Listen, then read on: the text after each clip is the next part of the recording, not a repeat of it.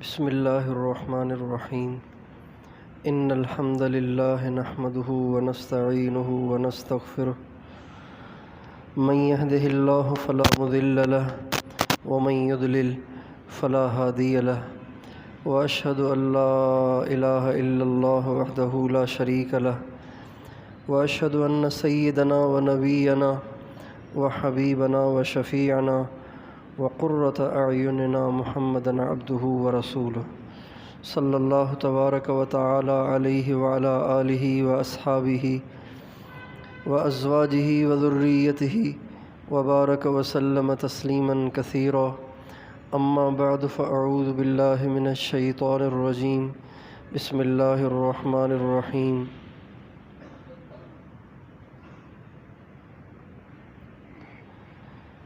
وَإِلَٰهُكُمْ إِلَٰهٌ وَاحِدٌ لَا إِلَٰهَ إِلَّا هُوَ الرَّحْمَٰنُ الرَّحِيمُ سبحان ربك رب العزة عما يصفون وسلام على المرسلين والحمد لله رب العالمين اللهم صل على سيدنا محمد وعلى آل سيدنا محمد وبارك وسلم۔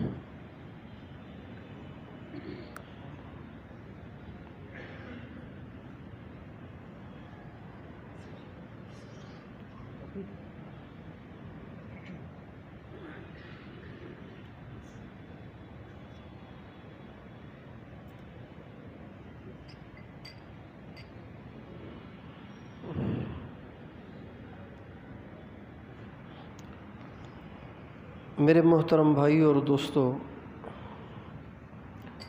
اللہ تعالیٰ نے جس زندگی پر جزا اور سزا کا دار و مدار رکھا ہے، وہ زندگی انسان کو ایک ہی دفعہ ملتی ہے۔ اللہ تعالیٰ جس زندگی کے ذریعے جزا دیتے ہیں اور سزا دیتے ہیں، وہ زندگی انسان کو ایک ہی دفعہ ملتی ہے۔ یہ ایسی دولت ہے، چھن جائے تو واپس نہیں آتی، ضائع ہو جائے تو اس کی تلافی کی کوئی صورت نہیں ہے۔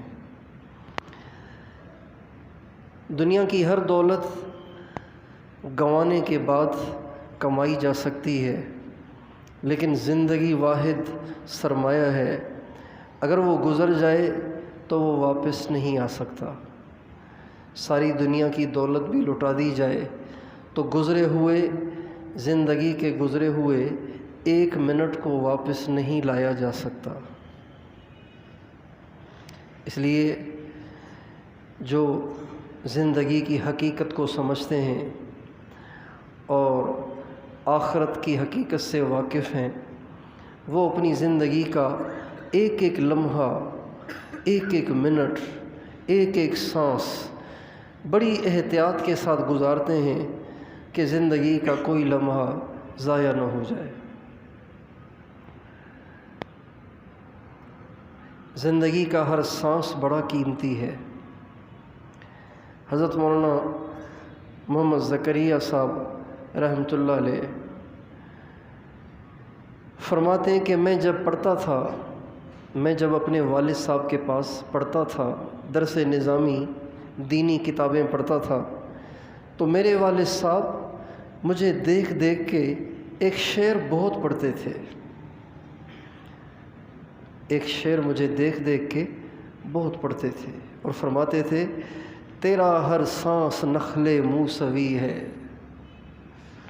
یعنی جو زندگی تم گزار رہے ہو، یہ زندگی بیکار نہیں ہے، اس کا ایک ایک سانس بڑا قیمتی ہے۔ اس سانس کو صحیح استعمال کر کے آپ ہمیشہ ہمیشہ کی جنت بھی بنا سکتے ہیں، اس سانس کو غلط استعمال کر کے آپ کروڑوں برس کی جہنم بھی کما سکتے ہیں۔ ہمارے نبی کا ارشاد ہے، جب جنت والے جنت میں چلے جائیں گے تو جنت میں جانے کے بعد تو کوئی حسرت نہیں رہے گی، کوئی ٹینشن نہیں ہوگی، کوئی غم نہیں ہوگا، کوئی خوف نہیں ہوگا، نہ بیماری آئے گی، نہ بڑھاپا آئے گا، نہ تھکن ہوگی، نفرت ہوگی، نہ آپس میں لڑائی ہوگی، نہ کبھی وہاں سے نکالا جائے گا، نہ کوئی روک ٹوک ہوگی۔ لیکن ہمارے نبی فرماتے ہیں جنت جو انعامات کی جگہ ہے، وہاں جانے کے بعد بھی جنت والوں کو ایک حسرت رہے گی کہ ہائے کاش زندگی کے وہ لمحے جو اللہ کو یاد کیے بغیر گزر گئے، اے کاش وہ لمحے بھی اللہ کی یاد میں گزرتے تو آج ہمیں یہاں اور زیادہ اللہ تعالیٰ کی طرف سے انعامات ملتے۔ اس لیے بھائیوں، یہ دنیا کی زندگی بہت قیمتی ہے، ایک ہی دفعہ ملی ہے، اگر یہ گزر گئی تو پھر دوبارہ ہاتھ نہیں آئے گی۔ دنیا میں ایک بھی مثال ایسی نہیں ہے، ایسی مثالیں بہت ہیں کہ جن کے مرنے کے لیے ڈاکٹروں نے ان کے رشتہ داروں کو آگاہ کر دیا کہ اب یہ نہیں بچے گا، لیکن وہ بچ گئے۔ ایسے بہت سے کام ہیں جو انہونے تھے لیکن ہو گئے، ایسے بہت سے کام ہیں جو مشکل اور محال اور ناممکن نظر آتے تھے لیکن وہ ہو گئے۔ لیکن ایک مثال بھی ایسی نہیں ہے کہ کسی نے زندگی برباد کر دی ہو اور پھر کہہ کہا کہ سفارشیں کرا کے کوئی مال پیسہ لگا کے اپنی زندگی دوبارہ لے لی ہو، اپنی گزری ہوئی زندگی کو دوبارہ لے لیا ہو، ایسی ایک بھی مثال نہیں ہے۔ اس لیے دنیا کی زندگی ایک ہی دفعہ ملی ہے، اس کو سوچ سمجھ کے خرچ کرنا ہے۔ جس کے پاس تھوڑا سا اماؤنٹ ہو، تھوڑا سا سرمایہ ہو، تو وہ یہ چاہتا ہے کہ اس کو ایسی جگہ انویسٹ کیا جائے کہ جہاں سے زیادہ نفع ہو اور زیادہ آمدن ہو۔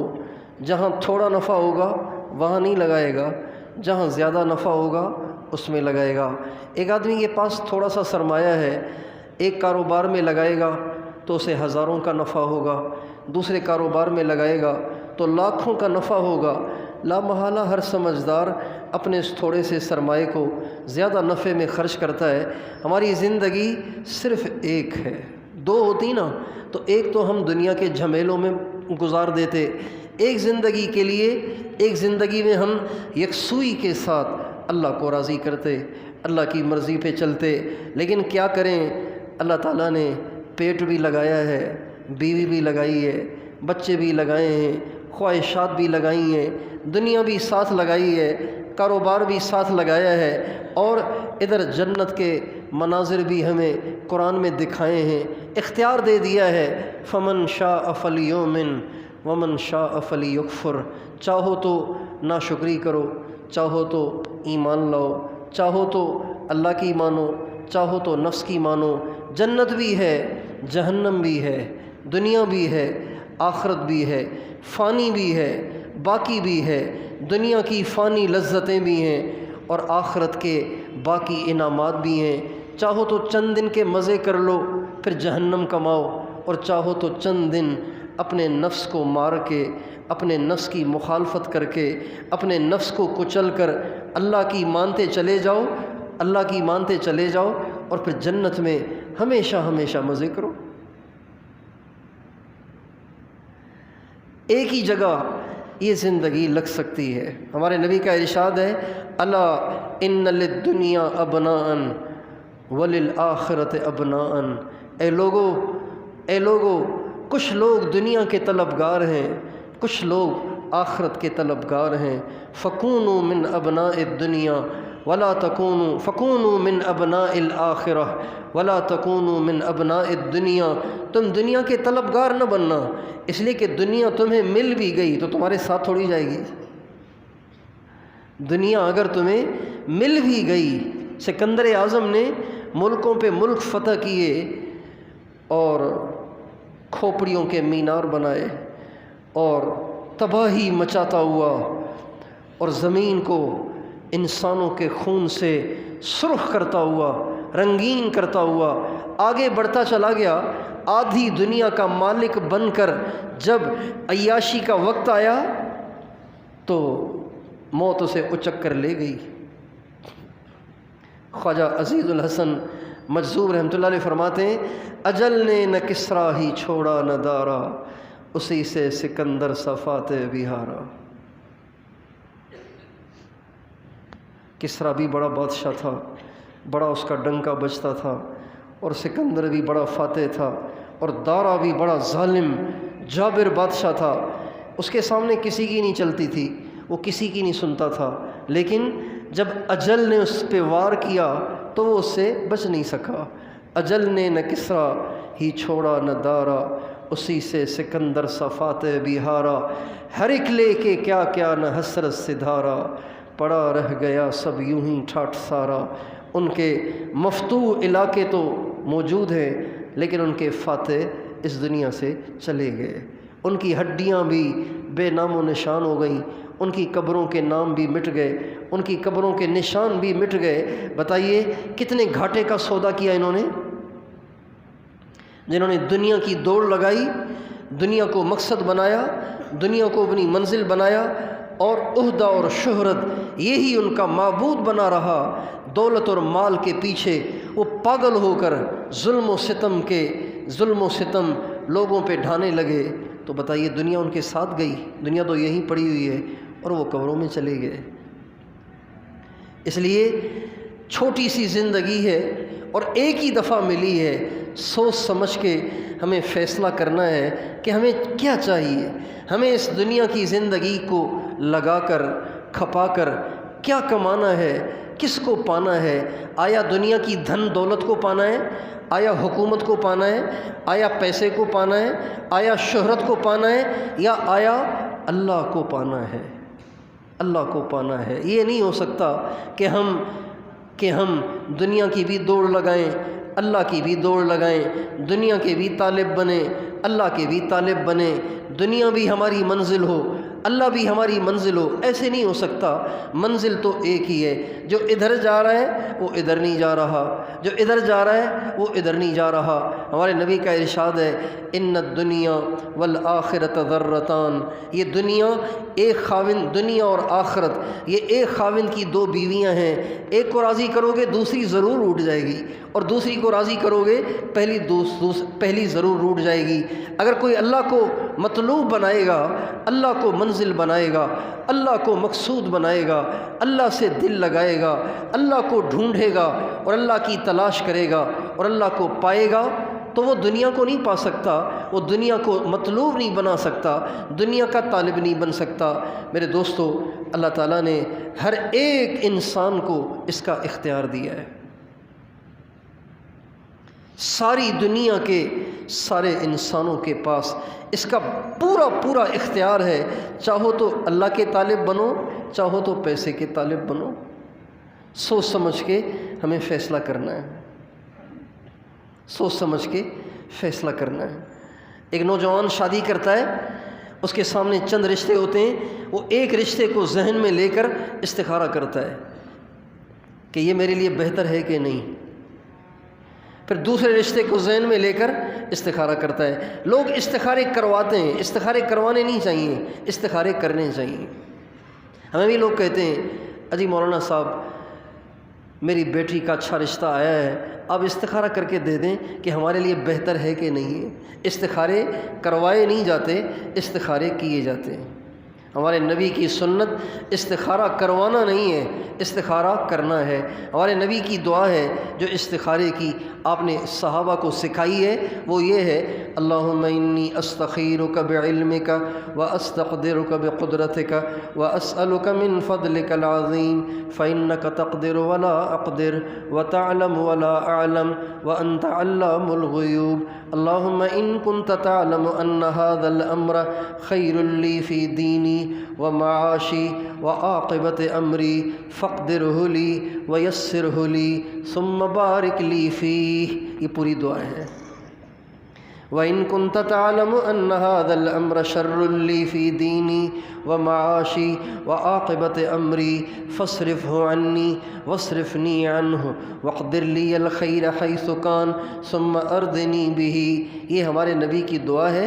اس میں ہمارے نبی نے امت کو سکھایا ہے کہ جب کسی کام میں تردد ہو کہ خیر ہے یا شر ہے، تو اس طرح سے اللہ سے مانگو کہ اللہ تو مجھے سجھا کہ میرے لیے بہتر کس میں ہے۔ حضرت امام ربانی مجدد الف ثانی رحمۃ اللہ علیہ فرماتے ہیں کہ جس کو کسی کام میں تردد ہو اس کو چاہیے کہ رات کو سونے سے پہلے 2 رکعت نفل پڑھے، اس کے بعد یہ دعا مانگے، اس کام کو ذہن میں لے کر اور سو جائے، پھر صبح کو دیکھے کہ رجحان کس طرف ہے، سمجھ میں نہ آئے ایک دن اور کرے، ایک دن اور کرے، ایک دن اور کرے، زیادہ سے زیادہ 7 دن تک کرے، 7 دن کے بعد اس کا دل ایک طرف مائل ہو جائے گا۔ کوئی خواب آنا ضروری نہیں ہے۔ تو لوگ استخارہ کرتے ہیں نا کہ یہ بہتر ہے یا یہ بہتر ہے، تو یہ ہم سب کے لیے سوچنے کا مقام ہے کہ اب مجھے کس کو مطلوب بنانا ہے، کس کو پانے کی کوشش کرنی ہے، اور کس کا میں نے طالب بننا ہے۔ اور دونوں مطلوبوں کے طالبوں کا انجام بھی دیکھنا چاہیے کہ اس کے طالبوں کا انجام کیا ہوا، اس کے طالبوں کا انجام کیا ہوا، دنیا کے طلبگاروں کا انجام کیا ہوا۔ قرآن بھرا پڑا ہے، حدیث بھری پڑی ہے، تاریخ بھری پڑی ہے، اور دنیا کے آج کے اخبار بھی بھرے پڑے ہیں، سارے چینلوں پہ یہ باتیں چل رہی ہیں کہ دنیا کے طلبگاروں کا انجام کیا ہوا۔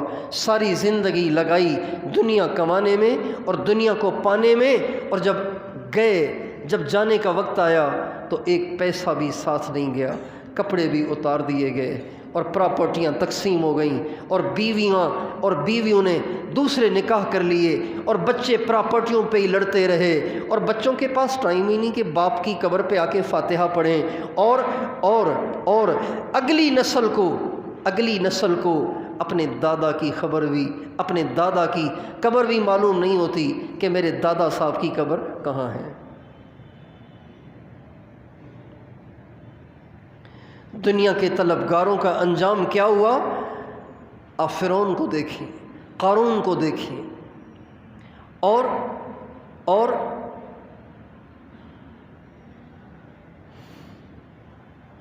قوم سبا کو دیکھیں، قوم ہود کو دیکھیں، قوم لوط کو دیکھیں، قوم شعیب کو دیکھیں علیہم السلام، ان سب کو دیکھیں، اللہ تعالیٰ نے ان کا کیا حشر کیا۔ یہ سب کے سب دنیا کے طلبگار تھے، اور جو اللہ کے طالب بنے، ان کا مطلوب اللہ کے سوا کچھ نہیں تھا، ان کا مطلوب روٹی نہیں تھی، ان کا مطلوب پیسہ نہیں تھا۔ اب ان کا انجام بھی دیکھیں۔ یہ آپ کے کراچی میں عبداللہ شاہ غازی کا جو مزار ہے، یہ کوئی وڈیرے تھے، یہ کوئی چودھری تھے، یہ کوئی اپنے علاقے کے ایم پی اور ایم این اے تھے، یہ کوئی ہر سال الیکشن میں کھڑے ہوتے تھے، پھر الیکشن میں جیتتے تھے، اور پھر یہ وزیر بنے اور صدر بنے اور بادشاہ بنے؟ کچھ بھی نہیں۔ لیکن صدیاں بعد بھی آج بھی دنیا ان کی عزت کرتی ہے۔ آپ کے سندھ میں لال شہباز قلندر، آپ کے سندھ میں شاہ عبداللطیف بھٹائی، آپ کے سندھ میں اور ہزاروں اہل اللہ، آپ کے پاکستان میں ہزاروں اہل اللہ، اور حضرت بلال، حضرت خباب، حضرت عمار، حضرت سمیہ، حضرت یاسر، یہ سارے ہمارے نبی کے غریب غربا صحابہ، فقیر مسکین صحابہ۔ ابو ہریرہ کو دیکھ لیجئے، کہتے ہیں میری غربت کا حال یہ تھا کہ میں بھوک کی وجہ سے بے ہوش ہو کر گر جاتا تھا۔ لوگ سمجھتے تھے کہ ابو ہریرہ کو مرگھی ہو گئی ہے، لہٰذا وہ پاؤں سے میری گردن کو دباتے تھے۔ اس زمانے میں مرگھی کا علاج پاؤں سے گردن کو دبانے سے کرتے تھے، پاؤں کو گردن پہ رکھ کے ذرا رگڑتے تھے تو مرگھی والے کو ہوش آ جاتا تھا۔ یہ اس زمانے کا علاج تھا۔ کہتے ہیں میں بھوک کی وجہ سے بے ہوش ہوتا، لوگ اپنے پاؤں کو میری گردن پہ رکھ کر میری گردن کو رگڑ رہے ہوتے تھے، اور مجھے یہ بتانے کی ہمت نہیں ہوتی تھی کہ مرگھی نہیں ہے، فاقہ ہے، مرگھی نہیں ہے، فاقہ ہے، بھوک ہے۔ ابو ہریرہ ساری زندگی فاقوں میں گزری، لیکن آج بھی ان کا نام روشن ہے۔ حضرت عمار ساری زندگی غربت میں گزری، آج بھی ان کا نام روشن ہے، حضرت بلال۔ ساری زندگی بیچاروں نے ماریں کھائیں، ساری زندگی ماریں کھائیں۔ اور آپ دیکھیں ذلت اور رسوائی کی کیا انتہا ہے کہ ان کی گردن میں رسی ڈالی ہوئی ہے اور مکے کے شریر لڑکے اس رسی کو لیے ایسے گھوم رہے مکے کی گلیوں میں جیسے ہمارے ہاں قربانی کی عید پہ بچے بکرے کے گلے میں رسی ڈال کے گھماتے ہیں نا، ایسے گلیوں میں سڑکوں پہ۔ حضرت بلال رضی اللہ تعالیٰ عنہ کی گردن میں رسی ڈالی ہوئی ہے اور مکے کے اوباش لڑکے، شریر لڑکے ان کی گردن میں رسی ڈالے گھما رہے ہیں، چکر لگوا رہے ہیں۔ اور کبھی حضرت بلال کی زبان سے اللہ کا نام نکلے تو ان کے مالک کو اتنا غصہ آئے کہ ان کے کپڑے اتار کر ان کو مکے کی تپتی ہوئی ریت پہ لٹا رہے ہیں اور ان کے سینے پہ بھاری چٹان رکھ رہے ہیں، مگر حضرت بلال ہیں کہ بس ایک ہی صدائے لگائے چلے جا رہے ہیں، ایک ہی آواز لگائے چلے جا رہے ہیں، ایک ہی رٹا لگائے چلے جا رہے ہیں، اور وہ کیا ہے؟ احد، اللہ اللہ اللہ۔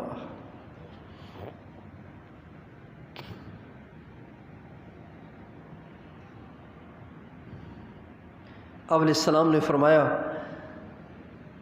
کہ کل قیامت کے دن انا اول من شق عنہ الارض، آپ نے فرمایا قیامت کے دن لوگوں کو قبروں سے نکالا جائے گا نا، سب سے پہلے قبر سے مجھے نکالا جائے گا، اور میرے دائیں طرف سے ابو بکر اٹھیں گے، میرے بائیں طرف سے عمر اٹھیں گے، اور میرے قدموں سے حضرت بلال اٹھیں گے۔ تو قدموں میں دفن تھوڑی ہیں، قدموں میں تو حضرت عیسیٰ آ کر دفن ہوں گے۔ حضرت عیسیٰ علیہ السلام جب آئیں گے 40 برس اس دنیا میں رہیں گے، اس کے بعد مدینے میں ہمارے آقا کے قدموں میں دفن ہوں گے۔ لیکن قیامت کے دن جب ہمارے نبی کو اٹھایا جائے گا تو قدموں سے حضرت عیسیٰ نہیں، حضرت بلال اٹھیں گے۔ آپ فرماتے ہیں جب حضرت بلال میرے قدموں سے اٹھیں گے تو بلال آگے آگے چل رہے ہوں گے، ہم بلال کے پیچھے پیچھے جا رہے ہوں گے، اور بلال محشر کے میدان میں بھی اذان دیتے ہوئے چل رہے ہوں گے، اذان دیتے ہوئے چل رہے ہوں گے۔ آپ نے فرمایا ان الجنت حرمت علی الانبیاء حتی ادخلها وانها لمحرمۃ علی الامم حتی تدخلها امتی، جنت سارے نبیوں پہ حرام جب تک میں نہ جاؤں، ساری امتوں پہ حرام جب تک میری امت نہ جائے۔ یعنی جنت کا جو افتتاح ہوگا نا، افتتاح بڑے لوگوں سے کرایا جاتا ہے نا، افتتاح بڑے لوگوں سے کرایا جاتا ہے، آپ فرماتے ہیں جنت کا افتتاح اللہ مجھ سے کرائے گا۔ اس کے لیے کیا ہوگا؟ ایک خوبصورت اونٹنی لائی جائے گی، اس اونٹنی پہ مجھے بٹھایا جائے گا، اعزاز اکرام کے ساتھ مجھے اونٹنی پہ بٹھایا جائے گا۔ اس اونٹنی کی جو نکیل ہوگی نا وہ لٹک رہی ہوگی، تو محشر کے میدان میں اعلان ہوگا بلال کہاں ہے جس نے میرے محبوب کی دنیا میں خدمت کی؟ آج میرے آقا میرے نبی کی اونٹنی کی مہار کو پکڑنے کی خدمت بھی بلال کو دی جائے گی۔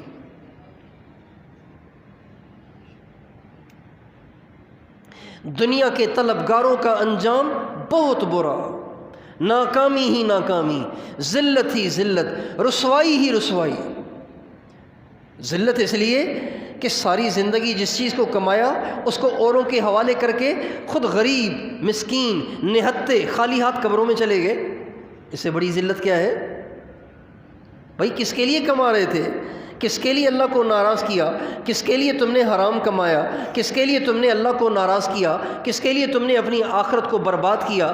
اپنے لیے، اوروں کے لیے؟ جہنم خود کمائی اور مزے اوروں نے کیے۔ کتنی بڑی حماقت ہے، کتنی بڑی ناسمجھی ہے، کتنی بڑی نادانی ہے۔ یہی دنیا کے سارے طلبگاروں کا حشر ہوا، اور جو اللہ کے طالب بنے، اللہ کے عاشق بنے، اللہ کے طالب بنے، اللہ کے عاشق بنے، اللہ کے متلاشی بنے، تو اللہ تعالیٰ فرماتے ہیں اللہ فرماتے ہیں ان وجدتنی وجدت کل شیء وان فقدتنی فقدت کل شیء۔ میرے بندے تو میرا طالب بن، میرا طالب کبھی نامراد نہیں ہوتا، میرا طالب کبھی نامراد نہیں ہوتا۔ اللہ کا طالب کبھی نامراد نہیں ہوتا۔ بہت سے لوگ ہوتے ہیں جن کو شہرت کا بڑا شوق ہوتا ہے، لیکن ساری زندگی شہرت کے لیے ہیلے بہانے کر کر کے مر جاتے ہیں اور گمنامی کی زندگی گزار کے مر جاتے ہیں۔ بہت سے لوگوں کو کرسی کا شوق ہوتا ہے، عہدے کا شوق ہوتا ہے، بڑا زور لگاتے ہیں الیکشن میں جیتنے کا، بڑا زور لگاتے ہیں عہدے اور کرسی کو پانے کا، لیکن ان کے مقدر میں ہی نہیں ہے کرسی، لہٰذا بغیر کرسی کے ہی مر جاتے ہیں، نامراد ہو کر مر جاتے ہیں۔ لیکن ایسے نہیں ہوگا کہ کوئی اللہ کا طالب بن کر محنت کرے اور کوشش کرے اور اللہ کو حاصل ہی نہ کر سکے، ایسے نہیں ہو سکتا۔ ان وجدتنی وجدت کل شیء وان فقدتنی فقدت کل شیء، میرے بندے مجھے ڈھونڈ، اگر تو مجھے ڈھونڈے گا تو پائے گا، اور اگر مجھے پائے گا تو تجھے سب کچھ مل جائے گا، اور اگر مجھے کھوئے گا تو سب کچھ کو کھوئے گا۔ اس لیے یہ ہمیں طے کرنا ہوگا کہ ہم کس کے طالب ہیں، کون ہماری منزل ہے، ہماری منزل کیا ہے، ہماری انتہا کیا ہے، ہمارا ٹارگیٹ کیا ہے، ہم کہاں پہنچنا چاہتے ہیں، یہ طے کرنا پڑے گا، یہ پہلے طے کرنا پڑے گا۔ اس لیے کہ زندگی ایک ہی ہے، زندگی ایک ہی ہے۔ آج ساری دنیا کے سارے انسانوں نے، اس میں مسلمان بھی ہیں، کافر بھی ہیں، سب کے سب نے یہ طے کر رکھا ہے کہ ہمیں ایک نمبر مالدار بننا ہے، ایک نمبر مالدار بننا ہے۔ جو ڈاکٹر بن رہے ہیں اس لیے نہیں بن رہے کہ کسی مجبور کی دعائیں لیں گے، اس لیے نہیں بن رہے مالدار بننے کے شوق میں ڈاکٹر بن رہے ہیں۔ جو انجینئر بن رہے ہیں وہ اس لیے بن رہے ہیں، اس لیے نہیں بن رہے کہ ملک کی خدمت کریں گے، اس لیے بن رہے ہیں کہ مالدار بن جائیں۔ جو دکان کھول کے بیٹھے ہوئے ہیں وہ اس لیے نہیں کہ مخلوق کے کام آئیں، وہ اس لیے کہ مالدار بن جائیں۔ مزدور مزدوری کر رہا ہے، دکاندار کاروبار کر رہا ہے، ملازم ملازمت کر رہا ہے، اور یہ سارے سیاستدان جو الیکشن میں کھڑے ہوتے ہیں اور اپنی ہی تشہیر کرتے ہیں، یہ بھی سب کے سب مالدار بننے کے شوق میں ہیں۔ ان کو کوئی مخلوق کی فکر تھوڑی ہے، ملک کی پریشانی تھوڑی ہے کہ ملک میں اچھا نظام آئے اور انسانوں کو راحت ملے، انسانوں کے دکھ درد دور ہوں۔ یہ سب کے سب دنیا کے طلبگار ہیں، خالص سیاسی جماعتیں۔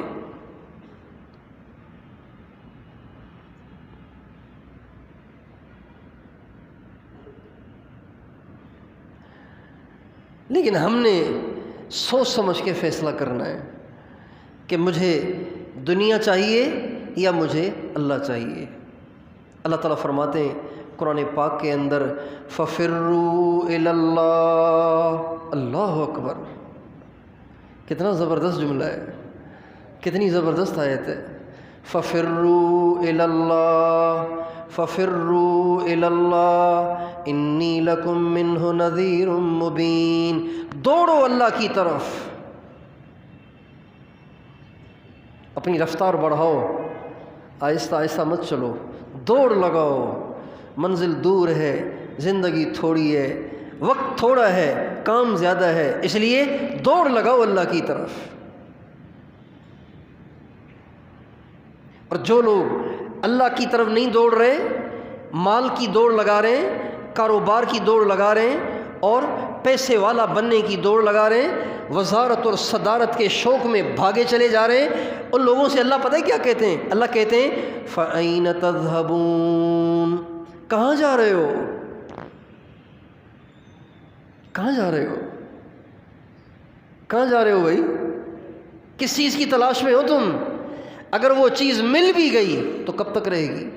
عجیب بات، ایک دفعہ منڈی بہاؤالدین گئے، ایک ساتھی کے گھر میں قیام ہوا تو اس کا بیٹا آیا ملنے کے لیے، اس کے بیٹے کی عمر ہوگی کوئی 10 سال کے قریب، اس کا نام تھا زید۔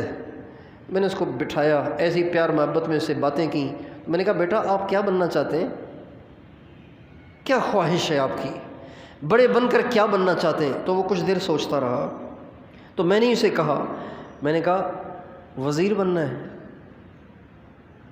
پاکستان کا صدر بننا ہے، وزیر اعظم بننا ہے، یا چیف آف آرمی بننا ہے؟ کیا بننے کا شوق ہے؟ اللہ اکبر! اس بچے نے بناوٹ اور تصنع کے ساتھ نہیں، پوری سنجیدگی کے ساتھ کہا کہ اس کے بننے کا تو فائدہ نہیں ہے انکل، اس کے بننے کا تو فائدہ نہیں ہے۔ میں نے کہا کیوں؟ کہ 5 سال کے بعد یہ کرسی تو چھن جاتی ہے، 5 سال کے بعد تو یہ کرسی چھن جاتی ہے۔ بڑی سنجیدگی کے ساتھ، اس سنجیدگی سے اس بچے نے جواب دیا، میں تو حیران رہ گیا، کمال کی سوچ ہے اس بچے کی۔ کہنے لگا اس کا تو فائدہ نہیں ہے۔ میں کہا کیوں؟ کہنے لگا انکل اس کا تو فائدہ نہیں ہے، اس لیے کہ یہ چیز تو 5 سال کے بعد چھن جاتی ہے۔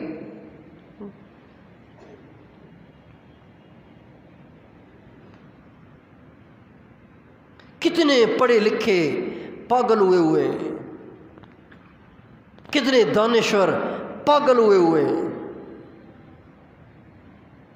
کرسی کے شوق میں، اور پچھلے کرسی والوں سے سبق حاصل نہیں کرتے۔ اس لیے زندگی ایک ہے، زندگی ایک ہے، اس کا فیصلہ ہمیں کرنا ہے کہ ہمیں اس زندگی میں کیا کمانا ہے، اپنے قبلے کو ٹھیک کرنا ہے، اپنی منزل کو درست کرنا ہے کہ ہمیں کیا چاہیے، ہمیں کیا چاہیے۔ کرسی مل بھی گئی تو ہمیشہ نہیں رہے گی، مالدار ہم بن بھی گئے تو ہمیشہ نہیں رہیں گے، جاگیردار سارے کراچی کے مالک ہم بن بھی گئے تو سارا کراچی کہاں لے کر جائیں گے؟ کراچی تو یہیں پڑا ہوگا۔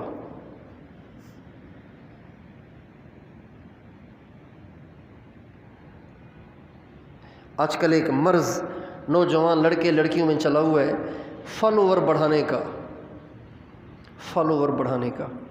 اپنی تصویر چھوڑ دیتے ہیں انٹرنیٹ پہ، پھر خود ہی چیک کرتے ہیں کتنے لائکس ہیں، کتنے فالوور ہیں۔ کیسے پاگل پنے کی باتیں ہیں۔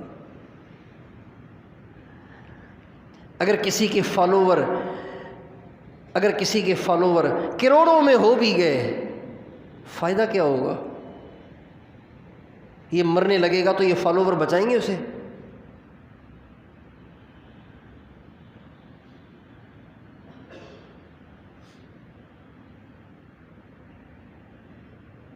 اللہ تعالیٰ بھی کیا سوچتے ہوں گے کہ میرے بندوں کی مت کیسی ماری گئی ہے کہ اپنی جیسی مخلوق کی تعریف کی کے شوق میں اپنی زندگیاں برباد کر رہے ہیں، اپنے جیسے انسانوں کی تعریف کے شوق میں کہ لوگ کہیں واہ کمال ہے، کیا زبردست پکچر ہے،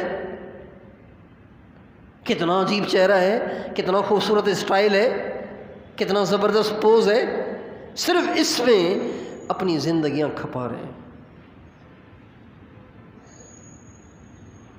اس لیے میرے دوستو، یہ ہم نے طے کرنا ہے کہ ہمارا مطلوب کون ہے، ہمارا مقصود کون ہے، ہمارا محبوب کون ہے، ہماری منزل کون ہے۔ اگر ہم غور کریں تو یہ سبق ہمیں پہلے دن ماں باپ نے پڑھایا تھا، لیکن ہم نے کبھی اس پہ غور نہیں کیا، ہم نے کبھی اس کو سوچا نہیں، ہم نے کبھی اس پہ تدبر نہیں کیا، کبھی ہم نے اس پہ غور نہیں کیا کہ یہ منزل تو ہم بچپن میں ہی طے کر چکے تھے، لیکن ایسی مت ماری گئی کہ اس طرف کبھی دھیان ہی نہیں گیا۔ یہ جو ہم کہتے ہیں نا لا الہ الا اللہ، اس کا کیا مطلب ہے؟ اس کا مطلب یہ ہے کہ اللہ صرف تجھے ہی سجدہ کریں گے، اس کا مطلب یہ نہیں ہے۔ اس کا مطلب یہ ہے لا الہ الا اللہ، اے اللہ کوئی میرا مطلوب نہیں، میرا مطلوب تو ہے۔ لا الہ الا اللہ، اے اللہ میرا کوئی مقصود نہیں، میرا مقصود تو ہے۔ لا الہ الا اللہ، میں کچھ نہیں چاہتا، میں تجھے چاہتا ہوں۔ لا الہ الا اللہ، میری کوئی منزل نہیں، میری منزل تو ہے، میں تجھے چاہتا ہوں، اللہ کو چاہتا ہوں۔ ایک بہت بڑے بزرگ تھے حضرت عمر ابن فارز رحمۃ اللہ علیہ، کتابوں میں لکھا ہوا ہے کہ بہت بڑے صاحب کشف اور بہت بڑے اللہ کے عاشق تھے، انتہا درجے کے اللہ کے عاشق تھے۔ جب ان کے انتقال کا وقت آیا تو اللہ تعالیٰ نے ان کی تسلی کے لیے، ان کا دل بہلانے کے لیے ان کو جنت کے مناظر دکھائے۔ اور ہمارے نبی کا ارشاد ہے جب مومن کی روح نکلنے لگتی ہے اللہ تعالیٰ اس کو جنت کے مناظر دکھاتا ہے تاکہ دنیا کو چھوڑنا اس کے لیے آسان ہو جائے، دنیا کو چھوڑنا اس کے لیے آسان ہو جائے۔ عمر بن فارز رحمۃ اللہ علیہ کے سامنے جب اللہ تعالیٰ نے جنت کے مناظر کھولے نا تو عاشق تو تھے نا، وہ عاشق تو تھے، جنت کے مناظر کو دیکھتے ہی بے ساختہ سکرات میں ان کی زبان پہ ایک شعر جاری ہو گیا جس میں انہوں نے اللہ کو مخاطب کر کے اللہ سے کہا ان کان منزلتی فی الحب عندکم ما قد رأیت فقد ضیعت ایامی، اے اللہ اگر میری ساری زندگی کی محبتوں کا بدلہ تیرے پاس میرے لیے یہ جنت کی نہریں اور جنت کے حور اور قصور ہیں تو میں نے تو زندگی ضائع کر دی، میں نے تو یہ جنت کے شوق میں نہیں کیا تھا، میں تو تجھے دیکھنا چاہتا تھا، تیرے دیدار کا دیوانہ تھا، میں تو تیرا عاشق تھا اور تو نے مجھے جنت دکھا کے آپ میرا دل بہلا رہے ہیں۔ تو کہتے ہیں اللہ تعالیٰ نے جنت کو ہٹا کر ان کو اپنی تجلی دکھائی جس سے ان کی روح پرواز کر گئی۔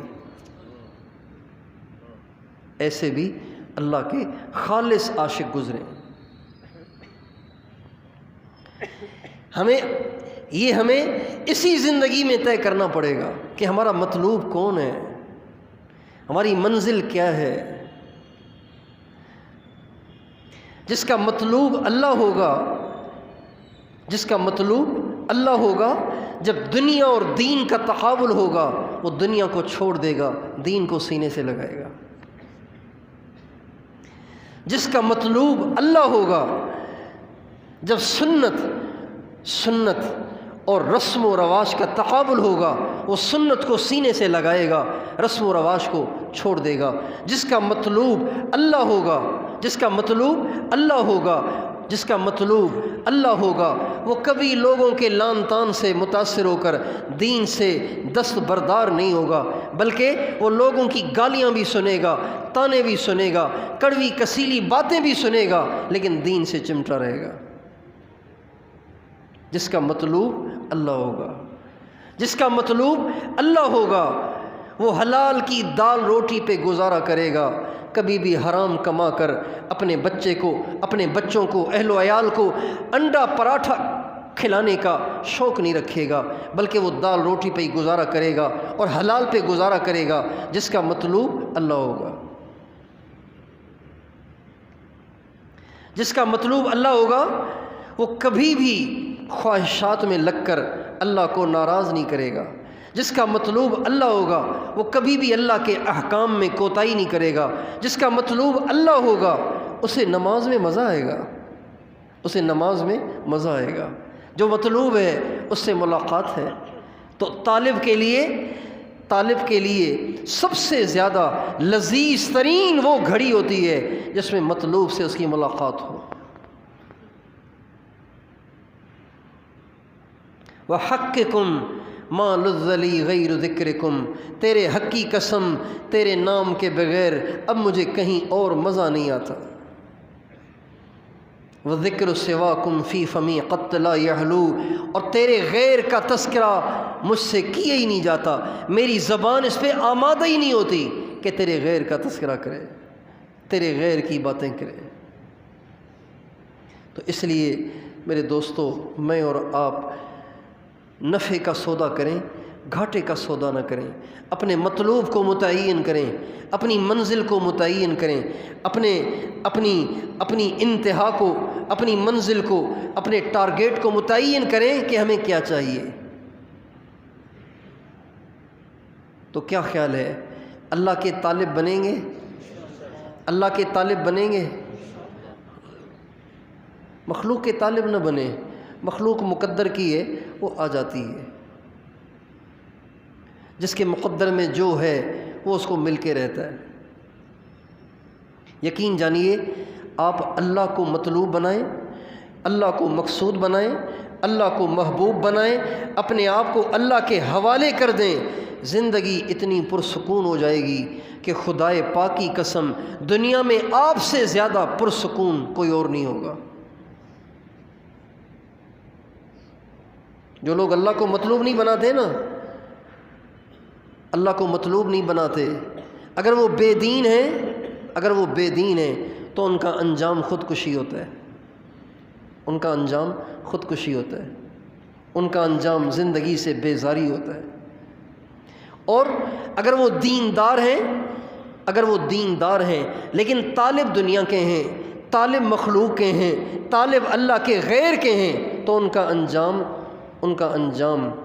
کا انجام نفسیاتی مریض بن جانا ہے۔ وظیفے پڑھ پڑھ کے نفسیاتی مریض بن جاتے ہیں۔ ایک چیز کی طلب پیدا ہو گئی ہے دل میں،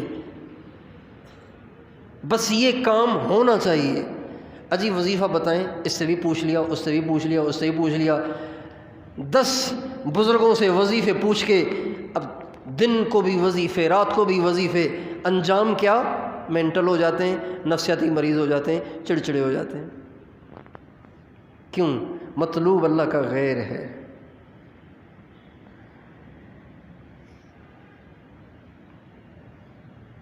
بھائی آپ کیوں اللہ کے پیچھے پڑ گئے ہیں کہ بس یہ مجھے ضرور چاہیے؟ آپ کیوں نہیں اللہ سے کہتے اللہ میں تیرے حوالے، جو تیری مرضی، میرے لیے بہتر ہے تو کر دے، نہیں بہتر تو میری ضد نہیں ہے، میری ضد نہیں ہے۔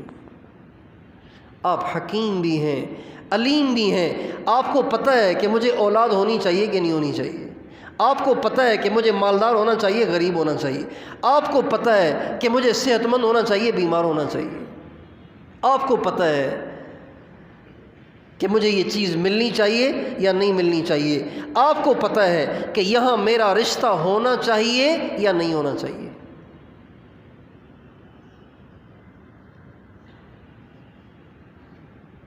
اس لیے کبھی بھی اللہ پاک کے سامنے ضد نہیں کرنی چاہیے۔ دنیا کے معاملات میں کبھی بھی اللہ کے سامنے ضد نہیں کرنی چاہیے۔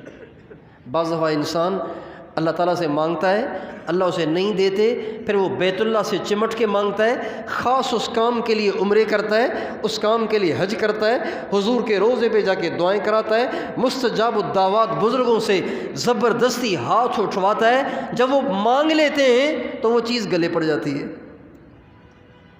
ہزاروں مثالیں ہیں ایسی۔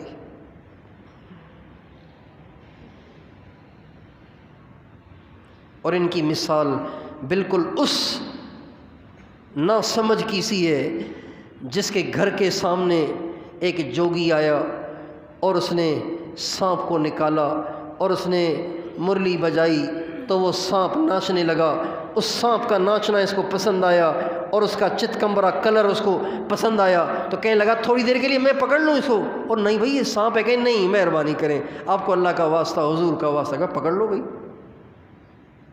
پکڑا تو اس لیے جو اللہ کا طالب ہوگا وہ کبھی بھی اللہ پاک کے سامنے دنیا کی چیزوں میں، دنیا کے ساز و سامان میں ضد نہیں کرے گا، وہ کہے گا اللہ میری خواہش تو یہ ہے، باقی آپ کی مرضی۔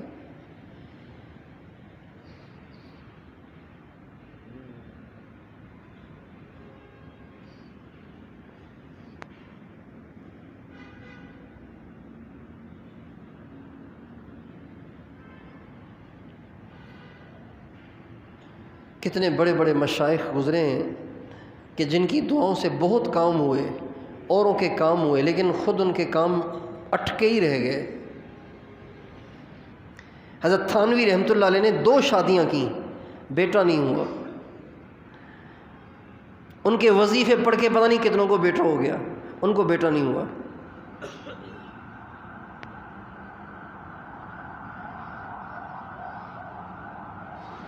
اس لیے اگر ہم اس بات کو طے کر لیں، اس بات کا تہیہ کر لیں، بس مجھے وہ چاہیے، وہ راضی ہو جائے، ٹھیک ہے، تو زندگی بڑی پرسکون ہو جائے گی، آخرت بھی سنور جائے گی۔ تو میں بھی اس کی نیت کرتا ہوں کہ آج کے بعد میرا مطلوب اللہ ہے، آپ بھی اس کی نیت کر لیں، ٹھیک ہے انشاءاللہ۔ کس کو مطلوب بنائیں گے؟ کس کو مطلوب بنائیں گے؟ مزے سے لینا اللہ کا نام. کس کو مطلوب بنائیں گے؟ اللہ. کس کو مطلوب بنائیں گے؟ اللہ، جس کا نام اتنا مزیدار ہے. جب وہ ملے گا تو کتنا مزہ آئے گا. جس کے نام کی برکت سے بگڑے کام بن جاتے ہیں، مشکلیں آسان ہو جاتی ہیں. جب وہ خود ساتھ ہو جائے تو کتنا مزہ آئے گا.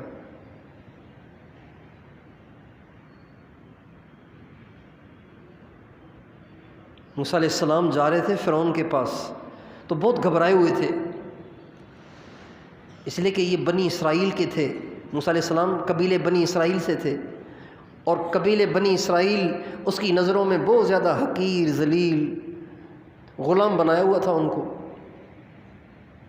اپنی قوم کا آدمی جا کے سمجھانے بات کرتا تو چلو کچھ تو وہ لحاظ کرتا کہ میری قوم کا ہے، اور اس قوم کے شخص کو اللہ نے نبی بنا دیا کہ جس قوم کے بچے وہ پہلے ہی ذبح کر رہا تھا، ان کی عورتوں کو وہ پہلے ہی اپنی باندی بنائے ہوئے تھا. اس قوم سے ایک شخص اٹھ کے جا رہا ہے سمجھانے کے لیے، تو واقعی بڑی خطرے کی بات ہے، بڑے خطرے کی بات ہے. موسیٰ علیہ السلام جب جانے لگے تو گھبرا رہے تھے اور کہنے لگے اننا نخاف ان یفرط علینا او ان یطغی. اللہ ہمیں ڈر لگ رہا ہے کہ کہیں وہ ہم پہ ظلم نہ کرے، کہیں وہ ہمیں قتل نہ کر دے. تو اللہ نے فرمایا اننی معکما اسمع و ارا. موسیٰ گھبراتے کیوں ہو؟ میں جو تمہارے ساتھ ہوں. کون تمہارے ساتھ ہے؟ موسیٰ علیہ السلام جب بنی اسرائیل کو لے کر بحر کلزم کو پار کرنے لگے، اور ابھی بحر کلزم کے کنارے کھڑے ہوئے ہیں، تو راتوں رات نکلے تھے، راتوں رات نکلے تھے. جب صبح کا اجالا ہوا تو دیکھا کہ فرعون بھی اپنے لاؤ لشکر کو لے کر آ رہا ہے. اب ادھر سامنے فرعون اور اس کی 16 لاکھ فوج، اور ادھر سمندر، اور آگے اس کی موجیں. تو بنی اسرائیل بیچارے گھبرا گئے، کہنے لگے موسیٰ انا لمدرکون، آج تو ہم پکے پکڑے گئے. لمدرکون، پکے پکڑے گئے. تو موسیٰ علیہ السلام فرمانے لگے کلا ان معی ربی سیہدین. ہرگز نہیں، میرے ساتھ میرا اللہ ہے. اللہ ہے. اللہ ساتھ ہو تو مجال ہے کسی سمندر کے موجوں کی کہ وہ غرق کریں، مجال ہے کسی فرعون اور اس کے لشکر کی کہ وہ بال بیکا کریں. چنانچہ موسیٰ علیہ السلام کے اس یقین بھرے بول کے بولتے ہی اللہ کا حکم آیا لاٹھی مار سمندر پر. سمندر پہ جو لاٹھی ماری تو 12 خشک راستے بن گئے، 12 قبیلے پار لگ گئے. جب بنی اسرائیل کا آخری آدمی باہر گیا اور فرعون کا آخری آدمی داخل ہوا، تو اللہ نے کہا اب تک تو میں نے تجھے راستے بنانے کو کہہ رکھا تھا، اب میرا حکم ہے کہ برابر ہو جا. چنانچہ برابر ہوا تو فرعون اور اس کا سارا لاؤ لشکر چوہے کی موت غوطے کھا کھا کے مر گیا. اللہ ساتھ ہے. ہمارے نبی غار ثور میں بیٹھے ہوئے 3 دن آپ نے وہاں قیام فرمایا، چونکہ آپ بھی راتوں رات نکلے تھے، آپ بھی راتوں رات نکلے تھے. تو صبح ہوئی تو قریش مکہ ڈھونڈ آپ کے پاؤں کے نشان ڈھونڈتے ڈھونڈتے غار ثور کے سرے پہ آ کے کھڑے ہو گئے. اب یہ کھڑے ہوئے ہیں اور ان کے پاؤں حضور کو بھی نظر آ رہے ہیں اور حضرت ابوبکر صدیق کو بھی نظر آ رہے ہیں. تو حضرت ابوبکر صدیق کہنے لگے لو ان احدہم نظر تحت قدمیہ لابصرنا.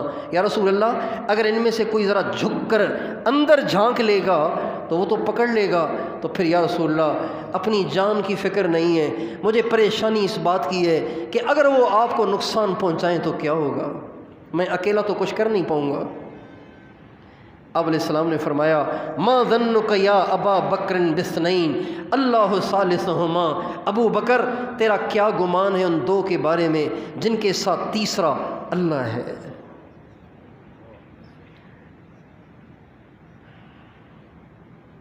لا تحزن ان اللہ معنا. گھبرا نہیں، اللہ ہمارے ساتھ ہے. تو اللہ کا ساتھ ہونا کتنی بڑی تسلی ہے، کتنا بڑا آسرا ہے.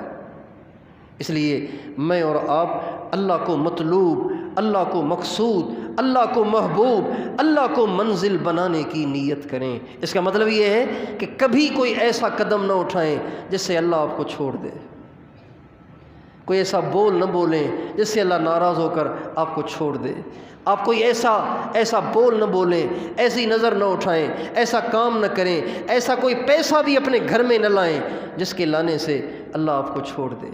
آپ اللہ کو کھو دیں، آپ اللہ کو کھو دیں۔ اللہ کو کھو دیا تو سب کچھ گم ہو جائے گا، سب کچھ چھوٹ جائے گا۔ اللہ مل جائے گا تو سب کچھ مل جائے گا۔ تو اس لیے اللہ کو پانے کے لیے اللہ کو مقصود بنا لیا تو اب اللہ پاک کو پانے کے لیے ہر قسم کی قربانی دے کر اللہ کو پانے کی نیت کریں۔ پائیں گے انشاءاللہ۔ اللہ تعالیٰ مجھے اور آپ کو اپنا طالب بنائے۔